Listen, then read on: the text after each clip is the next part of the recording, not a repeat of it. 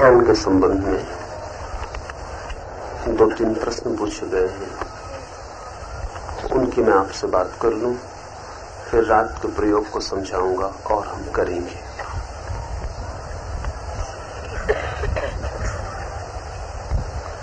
एक मित्र ने पूछा है कि श्वास गहरी लेनी है या तीव्र,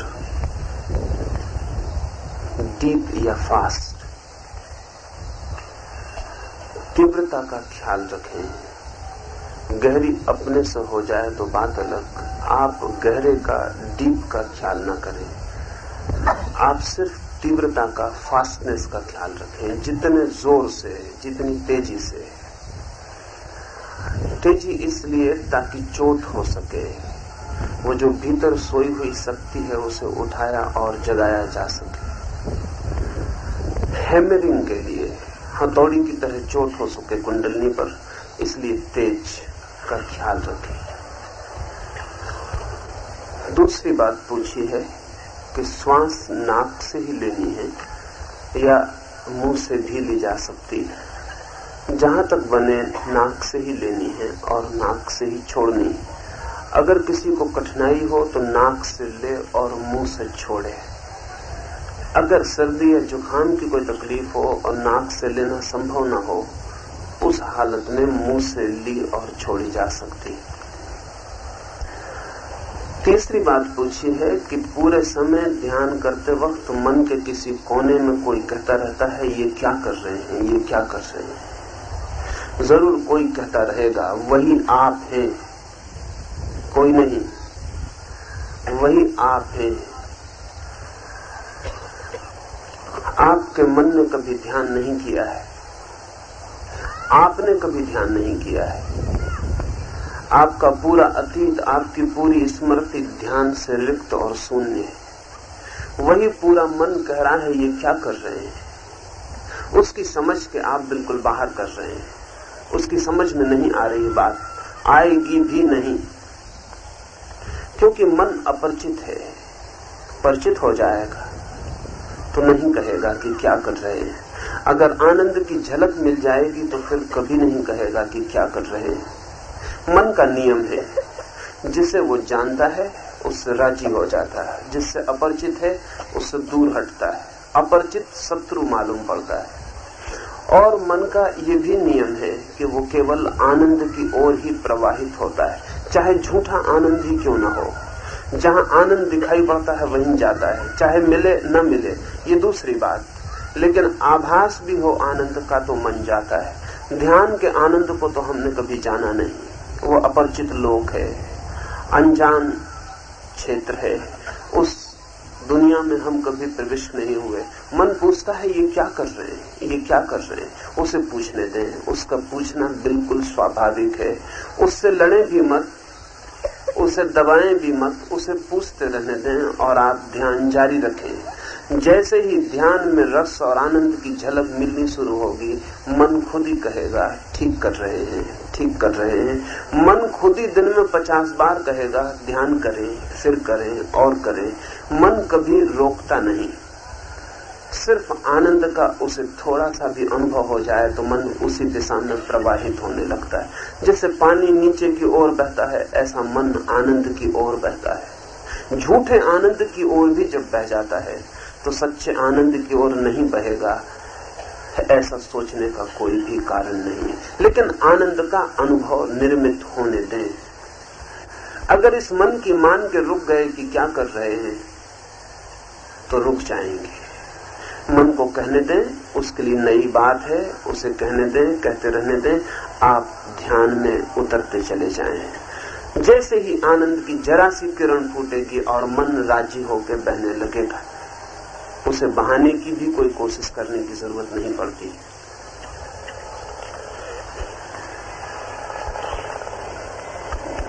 दूसरे मित्र ने पूछा है कि प्रकाश, शून्य, शांति, इनका उद्भव स्थान कहाँ है। असल में हम जिस भाषा से और जिस जगत से परिचित हैं, उसमें सब चीजें कहीं न कहीं होती हैं।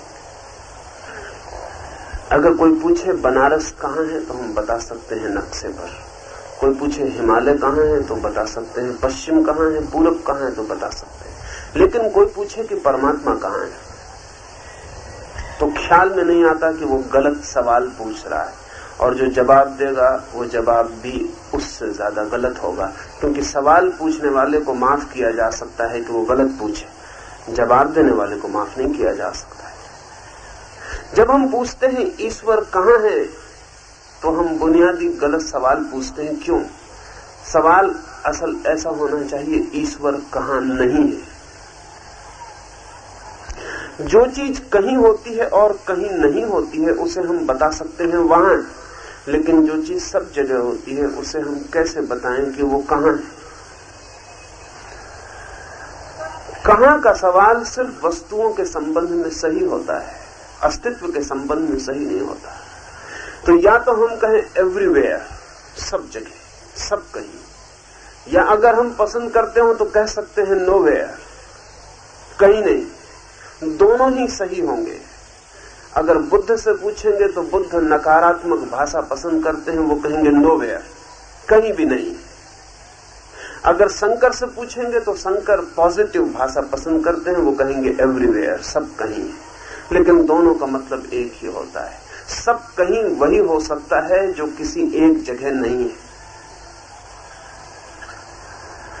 ये जो पूछा है शांति का, आनंद का, अमृत का स्थान कहाँ है, उद्गम का, सब जगह। और इसलिए बूंद की तरह उस सब में स्वयं को खोते ही आनंद मिलना शुरू हो जाता है। इसलिए जो अपने को बचाएगा वो खो जाएगा, और जो अपने को खो देगा वो पालेगा। जब बूंद सागर में गिर जाती है तो कहाँ होती है? कहीं नहीं, सब कहीं, सागर ही हो जाती है। ऐसे ही जैसे ही हम ध्यान में गिरते हैं, जैसे हमारी चेतना की बूंद ब्रह्म में गिर जाती, फिर हम कहीं नहीं होते। और जब हम कहीं नहीं होते तभी शांति और तभी आनंद और तभी अमृत का जन्म होता है। जब तक हम हैं तब तक दुख है, जब तक हम हैं तब तक पीड़ा है, जब तक हम हैं तब तक परेशानी है। हमारा होना ही एंग्विश है, संताप है, वो हमारा अहंकार ही सारे दुखों की जड़ और आधार है। जब वो नहीं है, जब हम कह सकते हैं कि अभी मैं या तो कहीं भी नहीं हूं या सब जगह हूं, उसी क्षण आनंद का उद्गम स्रोत शुरू हो जाता है। प्रश्न ठीक है, हमारे मन में सवाल उठता ही है कि उद्गम कहाँ है। निश्चित ही गंगोत्री का उद्गम होता है, गंगा निकलती है गंगोत्री से, लेकिन सागर का उद्गम कभी पूछा है कहाँ? सागर का कोई उद्गम नहीं होता। सीमित का उद्गम हो सकता है, असीम का उद्गम नहीं होता। फिर सागर भी सीमित है। परमात्मा की तो फिर कोई सीमा नहीं, आनंद की फिर कोई सीमा नहीं, अमृत की कोई सीमा नहीं, उसका कोई उद्गम नहीं होता। अच्छा होगा हम ऐसा समझें कि हमारा उद्गम है, दुख का उद्गम है, और दुख के उद्गम का स्रोत हम है, मैं। वो जो ईगो है वो दुख की गंगोत्री है, वहां से दुख की गंगा निकलती।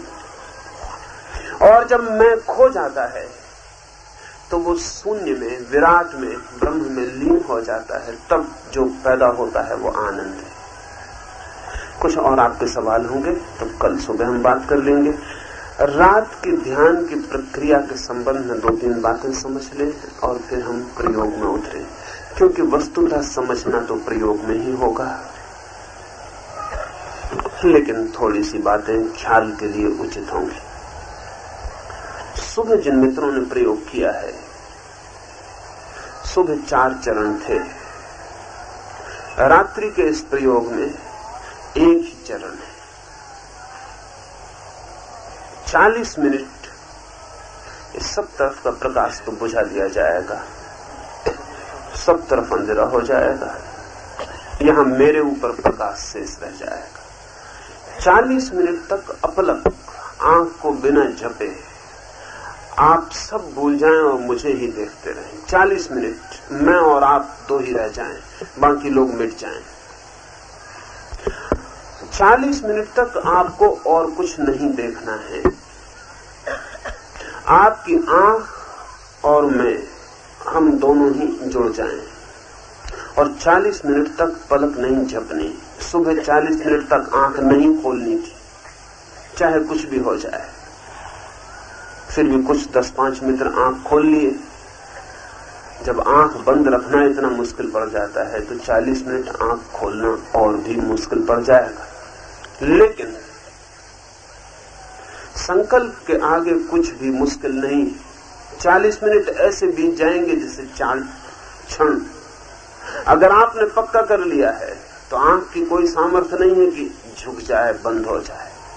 40 मिनट तक चाहे आंख से आंसू बहें, चाहे आंख में जलन और दर्द होने लगे, आप फिक्र न करें।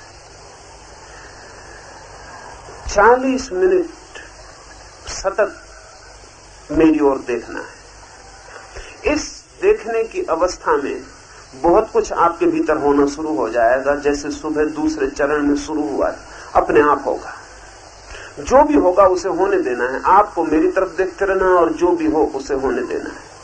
कोई डोलने लगेगा, कोई नाचने लगेगा, कोई चीखने लगेगा, कोई चिल्लाने लगेगा, वो सब होने देना है। जिन मित्रों को सुबह खड़े होने में बहुत तीव्रता से नाच, कूदना, हंसना और रोना आया था, उन सारे मित्रों को मैं कहूंगा अभी समझ लें। उसके बाद वो सारे मित्र मेरे आसपास किनारे पर खड़े हो जाएंगे। बैठे हुए लोग बीच में रह जाएंगे, खड़े हुए लोग बाहर चले जाएंगे। क्योंकि जिनको खड़े होकर बहुत तीव्रता से शक्ति का जन्म होता है वो बैठे नहीं रह सकेंगे, इसलिए उनको पहले से ही हम किनारे पर खड़ा कर देंगे। जो बैठे रहेंगे उनको बैठे ही रहना है, फिर बीच में कुछ भी हो जाए उन्हें उठना नहीं। अगर शरीर डोले तो भी बैठ के ही डोलने देना है, चीखें चिल्लाएं तो भी बैठ के ही, हंसना रोना तो भी बैठ के ही। इस सारी क्रिया के बीच दृष्टि मेरी तरफ ही रहे। क्यों? 3 कारणों से। एक तो अगर 40 मिनट तक आंख किसी भी चीज पर बिना झपके रुक जाए तो आपका मन तत्काल भीतर रुक जाएगा। आपका मन भीतर नहीं चल सकता। भीतर मन के चलने के लिए हमारी सारी इंद्रियों का चंचल होना जरूरी है और विशेषतया आंख का चंचल होना जरूरी है। जान के आप हैरान होंगे कि रात जब आप सपना देखते हैं तब भी आपकी आंख जोर से चलती है। जब आप गहरी नींद में होते हैं तो आंख नहीं चलती, जब सपना देखते हैं तो आंख चलती है। इसलिए अब तो आपकी आंख की गति को, मूवमेंट को जांचने का उपाय हो गया और हम बता सकते हैं कि आदमी ने रात कितनी देर सपना देखा और कितनी देर गहरी नींद में रहा। जितनी देर आंख में मूवमेंट होता है, गति होती है, भीतर पुतली चलती रहती है, उतनी देर वो आदमी सपना देखता है। और जब पुतली ठहर जाती है तो सपने ठहर जाते, नींद गहरी सुसुप्ति हो जाती। रात में लेकिन कोई 8-10 बार सपनों का दौर आता है साधारणतः, और पूरी रात में थोड़े से ही क्षण होते हैं जब आप गहरी नींद में होते हैं, बाकी सपने नहीं होते। सपने की भी गति उतनी ही तीव्र होती जितनी जोर से आंख घूमती। अगर आंख धीमे घूम रही है तो उसका मतलब है आप बैलगाड़ी में सपना देख रहे हैं। अगर आंख बहुत तेजी से घूम रही है तो उसका मतलब आप कार में सपना देख रहे हैं। आपके सपने की जो गति होगी वही आपकी आंख की गति भी हो जाती। जो बात रात के सपने के संबंध में सच है वही दिन के विचारों के संबंध में भी सच है। अगर आपकी आंख बिल्कुल स्थिर है तो भीतर विचार ज्यादा देर चल नहीं सकते, वो ठहर जाएंगे, गिर जाएंगे, मर जाएंगे। इसलिए 40 मिनट आपको मेरी तरफ आंख रख लेनी। मैं तो सिर्फ प्रयोग के लिए कि आपको 40 मिनट एक जगह मिल जाए जहां आपकी आंख रुक गई। जैसे ही आपकी आंख रुकेगी, कोई 5 मिनट के बाद आपके भीतर से विचार खोने शुरू हो जाएंगे और 10 मिनट होते होते आपके विचार विदा हो जाएंगे। इस 10 मिनट के बाद आपके भीतर बहुत कुछ होना शुरू हो जाएगा। उस होने को होने देना है, उसे रोकना नहीं है। उसे जिसने भी जरा रोका उसका ध्यान व्यर्थ हो जाता है। जो भी हो रहा उसे होने देना है। जब शरीर में नई शक्तियों का अवतरण होता है तो शरीर उन नई शक्तियों के लिए अपने को संयोजित करता है, रीएडजस्ट करता है, तो उसमें गति होगी। अब समझें कि कोई आदमी नाच रहा है, वो क्यों नाच रहा है? उसके भीतर जो शक्ति जाग रही है, वो शक्ति उसके पूरे शरीर को आंदोलित कर रही है। वो आंदोलन अगर रुकेगा तो भीतर जागती हुई शक्ति रुक जाएगी। इसलिए सब आंदोलन को पूरा मौका देना है, लेकिन एक बात ध्यान रखते हुए डोलें, चिल्लाएं, नाचें, रोएं, हंसें, जो भी आए होने दें, लेकिन ध्यान मेरी तरफ रहे। ध्यान कहीं भी ना जाए। आपके पड़ोस में कोई चिल्ला रहा है, चिल्लाने दें, रो रहा है, रोने दें, नाच रहा है, नाचने दें। आपको यहां वहां नहीं देखना, आपको 40 मिनट मेरी तरफ ही देखते रहना है। इस देखने का तीसरा परिणाम होगा कि जब आप मेरी तरफ ही देखते रहेंगे तो बहुत अनजान रास्तों से मैं आपसे जुड़ जाऊंगा। मेरी बात तो आप निरंतर सुनते, मेरे शब्द आपने बहुत सुने। शब्द प्रीतिकर भी लग सकते हैं, लेकिन शब्दों से बहुत कुछ हो नहीं सकता। जो बात मैं आपसे शब्दों में कभी नहीं कह सका हूं, वो अगर आप 40 मिनट मेरी तरफ देखते रहे तो मैं आपसे मौन में कह सकूंगा। इसलिए एक कम्युनिकेशन, एक संवाद भी मुझसे आपका हो सकेगा। जो मैं शब्दों से कहने की कोशिश करता रहता हूं दिन रात और नहीं कहा जा सकता है, वो भी अगर आपने चुप 40 मिनट तक मेरी तरफ देखा तो मैं आपसे कह सकूंगा। वो बहुत अंतर संवाद होगा, वो बहुत टेलीपैथिक कम्युनिकेशन होगा। अगर आप चुप मेरी तरफ देखते रहे तो बहुत कुछ आपके ख्याल में आना शुरू हो जाएगा जो शब्दों से कभी नहीं आया है। इसलिए इस मौके को छोड़ देना गलत होगा। इस क्षण को छोड़ देना गलत होगा। तीसरी बात, 40 मिनट अपलक मेरी ओर देखते रहने पर यहां 2 ही व्यक्ति रह जाएंगे, मैं और आप। बाकी लोग नहीं रह जाएंगे, बाकी के लिए आप नहीं रह जाएंगे। और जब सारी दृष्टियां एक तरफ बहती हैं तो जैसे सूरज की किरणें इकट्ठी हो जाएं तो आग पैदा हो जाए। जब इतनी दृष्टियां और इतने विचार और इतने संकल्प और इतनी भावनाएं और इतना ध्यान एक तरफ बहता है तो उसके भी बड़े गहरे परिणाम होते हैं। उस कंसंट्रेशन के, उस कंसंट्रेटेड एनर्जी के, उस शक्ति का पूल यहां इकट्ठा हो जाएगा। और जो लोग सच में ही 40 मिनट प्रयोग कर पाएंगे वो उस शक्ति का भी अनुभव कर पाएंगे। किसी को वो शक्ति प्रकाश के पूल जैसी दिखाई पड़ सकती है। अनेक मित्रों को जो ध्यान में गहरे उतरेंगे और कम से कम 50% से ऊपर मित्र उतर ही जाएंगे, उन्हें कई बार मैं खो जाऊंगा तो भी उन्हें आंख यहां वहां नहीं हटानी। कई बार उन्हें लगेगा कि मैं यहां मौजूद नहीं, तो भी उन्हें आंख नहीं हटानी। वो लक्षण शुभ है। कई बार लग सकता है कि मैं बड़ा हो गया हूं, तो घबरा नहीं जाना है। कई बार लग सकता है छोटा हो गया हूं, तो घबरा नहीं जाना है। कई बार लग सकता है मैं खो गया हूं, ये मंच खाली हो गई, तो घबरा नहीं जाना है। कई बार लग सकता है कि यहाँ सिर्फ प्रकाश का एक पुंज रह गया और मैं नहीं हूं, तो घबरा नहीं जाना है।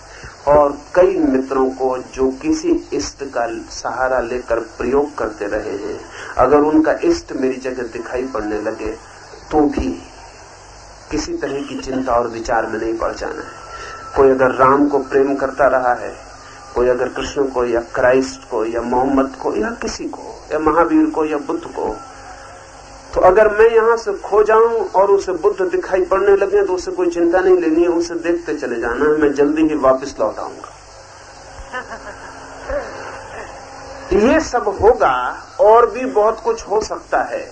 जो भी हो वो आप मुझसे कल सांझ लिख के पूछ लेंगे। अगर आपको ऐसा लगे कि व्यक्तिगत है और निजी है और सबके सामने नहीं पूछा जा सकता, तो कल दोपहर 2:30 से 3:30 के बीच मुझसे अलग मिलकर पूछ लेंगे।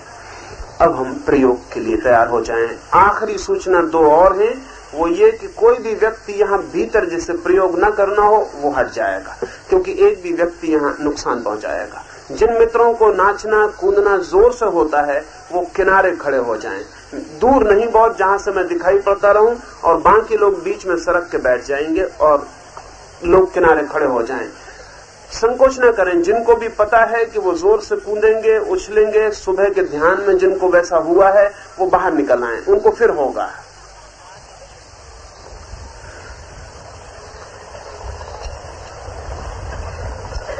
उसे समझाते।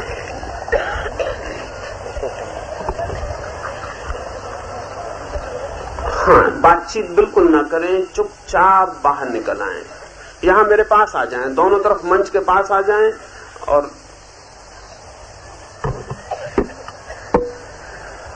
उठ ही आए, क्योंकि आपको जरा भी ख्याल हो तो फिर पीछे बाद में दिक्कत में पड़ेंगे आप। वहां बैठ के फिर आपसे नहीं हो सकेगा। चुपचाप बाहर आ जाएं।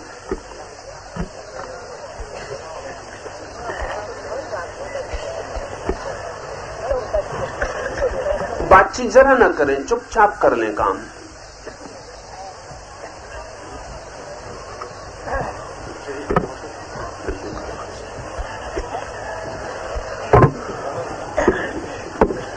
लाइट ऑफ कर लो, फिर प्रकाश बुझा दिया जाए। जी लाइट हाँ बिल्कुल उतार दें।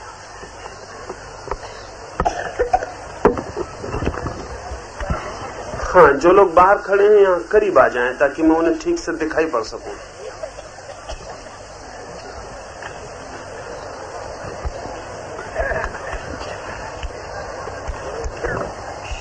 मैं मान लेता हूं कि जिनको भी थोड़ा सा ख्याल है वो बाहर आ गए, लेकिन कोई भी अगर भीतर संकोच में बैठा रह गया हो तो पहले बाहर निकल आए, अन्यथा वो खुद के लिए बाधा बन जाएगा और दूसरों के लिए बाधा बन जाएगा। जो बैठे हैं उनमें से कोई बीच में खड़ा नहीं हो सकेगा, क्योंकि उसके खड़े होने से पीछे वाले लोगों को बाधा पड़ेगी। इसलिए जिनको भी खड़े होने में सुविधा रहेगी वो एक दफा बाहर आ जाएं।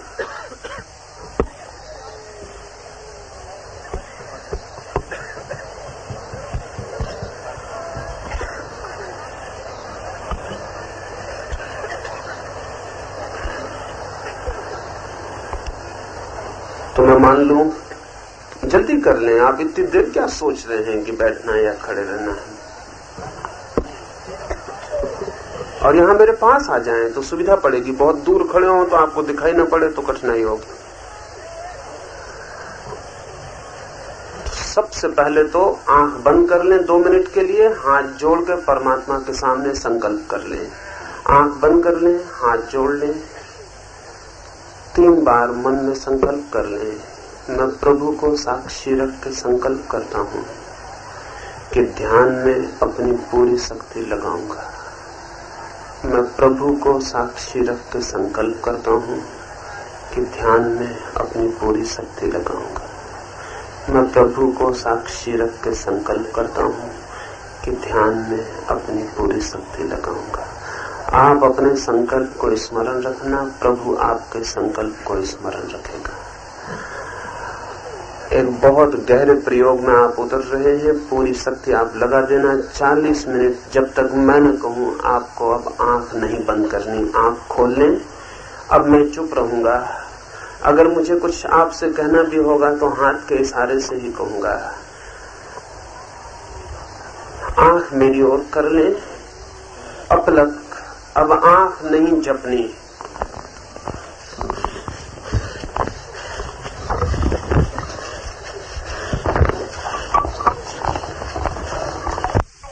गहरी सांस ले लें, ठीक से अपनी जगह पर बैठ जाए।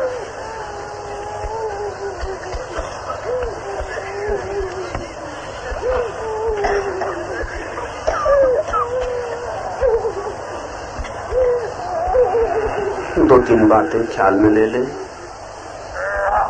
कोई 30-35% मित्रों ने ठीक से प्रयोग किया है, उन्हें परिणाम भी हुए हैं।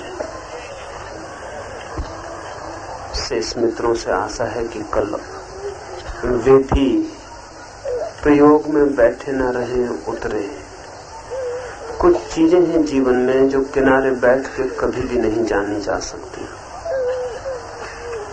कूदना ही पड़ता है, डूबना ही पड़ता है तो ही जाना जा सकता है। ध्यान तो उन गहरे तत्वों में से एक है कि जब तक आप खुद न रंग जाएं उसमें, आपको कुछ भी पता नहीं चलेगा। हाँ, इतना जरूर पता चल सकता है कि दूसरे आपको पागल मालूम हो सकते हैं, जो ध्यान के बाहर हैं उन्हें ध्यान करने वाले लोग पागल मालूम हो सकते हैं। अगर आपको पागल मालूम हुए हो तो समझना कि आप किनारे पर खड़े रहे, आप भीतर नहीं उतरे। जैसा प्रेम में होता है वैसा ही ध्यान में होता है। जो प्रेम में होता है बाकी लोगों को मालूम होता है पागल हो गया, लेकिन प्रेम का पागलपन प्रेम के अभाव की बुद्धिमानी से बहुत ज्यादा कीमती है। तो मैं आपसे कहूंगा, उतरें, अनुभव करें, स्वाद लें, फिर निर्णय करें। और जो आदमी अनुभव के बिना निर्णय कर लेता है वो आदमी बहुत बुद्धिमान नहीं है। 30-35% मित्रों ने बहुत गहरा प्रयोग किया। फिर आज तो पहला दिन था, प्रयोग का आपको पता भी नहीं था, कल से उसमें गति बढ़ेगी। आज बीच में भी कोई 20-25 मित्र ऐसे बैठे रहे जो खड़े हुए होते तो उनको बहुत लाभ हुआ होता। बैठ के उतनी गति नहीं हो सकती, और शक्ति जब जगती है अगर गति ना हो पाए तो भीतर कुछ अधूरा अधूरा छूट जाता है। तो कल जो मित्र आज भीतर बैठे थे और जिन्हें तीव्रता आई थी उनसे भी मैं कहूंगा वो कल बाहर खड़े होंगे। जो मित्र बैठे हैं उनको ऐसा नहीं सोचना है कि उन्हें सिर्फ बैठे रहने के लिए बैठे हैं तो भी करने के लिए ही बैठे। आंख भी यहां वहां आप कर लेंगे तो सब व्यर्थ हो जाएगा। कभी थोड़े संकल्प के प्रयोग भी देखने चाहिए। अपनी ही आंख अगर 40 मिनट तक एक जगह न रख सके तो अपनी आंख कहने का बहुत हक नहीं रह जाता। और ध्यान रहे, शरीर के किसी भी हिस्से पर अगर इतनी मालकियत आ जाए तो धीरे धीरे पूरे शरीर पर मालकियत आनी शुरू हो जाती। आंख शरीर का सबसे ज्यादा कीमती, सबसे ज्यादा डेलिकेट, सबसे ज्यादा मूल्यवान हिस्सा है। जो आदमी आंख का मालिक हो जाता है वो पूरे शरीर का मालिक हो जाता है। इसलिए शायद आपने कभी ना सोचा होगा कि सारी दुनिया में जितने कीमती शब्द हैं वो हमने आंख से बनाए। दर्शन वो देखने से बनता है, दृष्टा, सीयर वो देखने से बनता है। जिसकी आंख पे मालिकियत हो गई वो दर्शन का मालिक हो जाता है। क्योंकि आंख शरीर का सबसे ज्यादा चंचल हिस्सा है, और अगर आंख की मालिकियत हो गई तो शरीर के फिर कोई और हिस्से आपकी मालिकियत के बाहर नहीं रह सकते, वो बहुत जड़ है। इसलिए आंख का ये 40 मिनट का प्रयोग बहुत गहरे अर्थ रखता है, उसके इम्प्लीकेशंस बहुत ज्यादा हैं। 40 मिनट कल जिन मित्रों ने आज प्रयोग नहीं कर पाए ठीक से, एक दफे भी अगर आप यहां वहां चूक गए तो आप ऐसा मत सोचिए कि एक दफा चूक गए तो क्या हर्ज है, फिर आंख वापस ले आए। ऐसे ही है जैसे कि एक छेद हो नाव में, एक छेद है तो क्या हर्जा है, हर्जा कुछ नहीं, नाव किनारे वापस नहीं आएगी, एक भी छेद नहीं चलेगा। एक ही छेद से सब लीक हो जाएगा, सब बह जाएगा, जो भी मेहनत की वो व्यर्थ हो जाएगी। 40 मिनट यानी 40 मिनट। और जब मैंने कहा मेरी तरफ तो यानी मेरी तरफ, फिर आपको यहां वहां जरा भी नहीं देखना है। कुछ 10-5 मित्र देखने को भी खड़े हो गए, देखने में कुछ हर्जा नहीं, लेकिन दूसरे को देखने में कुछ खास मजा भी नहीं। देखना हो तो अपने को ही देखना चाहिए। तो आज जो 10-5 मित्र देखने खड़े हो गए, कल उनको भी निमंत्रण देता हूं, वो भी प्रयोग करें। दूसरे को नाचते देख के जो आनंद आ रहा है, खुद नाचेंगे तब पता चलेगा कि वो तो कुछ भी न था। खुद को नाचते देखकर जो आनंद आएगा उसका हिसाब भी लगाना मुश्किल है। कभी कोई मीरा जानती, कभी कोई कबीर जानता है, लेकिन आप भी जान सकते हैं। हाँ, खुद ही अपने लिए रुकावट बन जाए तो बात दूसरी है। परमात्मा और मनुष्य के बीच स्वयं मनुष्य के और कोई भी रुकावट नहीं। अगर आप ही जिद करके रुकना चाहें तो रुक सकते हैं, अगर आप जाना चाहें तो इस जगत की कोई शक्ति आपको नहीं रोक सकती सिवाय आपके। तो कल सुबह, और ध्यान रहे जो मित्र शाम को आए हैं वो सुबह जरूरी आ जाएं, क्योंकि सुबह का प्रयोग करेंगे तो शाम के प्रयोग में बहुत गति बढ़ जाएगी, शाम का प्रयोग करेंगे तो सुबह के प्रयोग में बहुत गति बढ़ जाएगी। और कल कोई बैठा ना रहे, इन 5 दिनों में मैं चाहूंगा एक भी व्यक्ति खाली हाथ यहां से नहीं लौटना चाहिए, और अगर आप लौट गए तो मेरी जिम्मेवारी नहीं होगी। अगर कोई नदी के किनारे से भी खाली हाथ लौट जाए तो नदी की कोई जिम्मेवारी नहीं है। नहीं, कल से अपना पात्र लेकर ही आए, कल से कुछ लेकर ही जाना है। आज प्रयोग का दिन था पहला, लेकिन कल से नहीं, कल से नहीं किसी को मैं इतना कमजोर समझता हूं कि वो बैठा रह जाएगा। कल सुबह ठीक 8 बजे कोई सवाल होंगे तो लिख के दे देंगे। हमारी रात की बैठक